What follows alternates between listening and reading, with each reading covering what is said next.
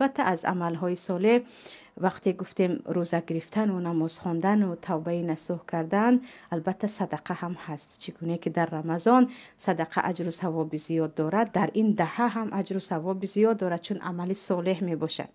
عمل صالح می باشد و نباید که فراموش کنیم که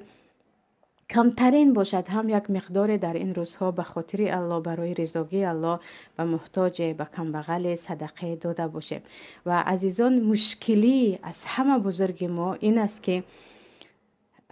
فرصتی این دهه چی خیلی می گذرد، ما با نشستن در نزد تلفن و با صحبت کردن با دوستان و با نوشتن زیرنویس و کامنت ها و با در عالم مجازی با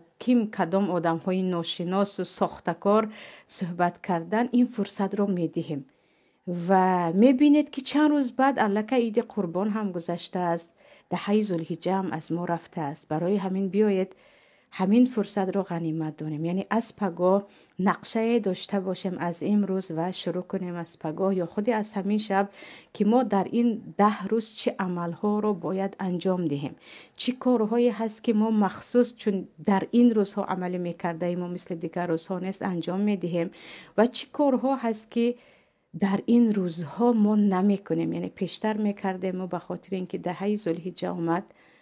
که شاید در دهه ذوالحجه دیگر هستیم یا نیستیم، دیگر ما اون گناه ها را نمی کنیم و تا می توانیم صادقانه هم در توبه خود هم در عبادت های خود خالصاً برای الله باشد و تا روز عرفه و روز عید هم، چون دهه ذوالحجه چه خیلی گفتم 10 روز عید که انشاءالله درباره بدعت ها و سنت های روز عید هم اگرچه پیشتر صحبت کرده بودیم، حتما باید یک صحبت همراه شما عزیزان داشته باشیم، برای آن که اگرچه روز عید علل خصوص همین عید قربان پیامبر صلی الله علیه وسلم میگن روزی که الله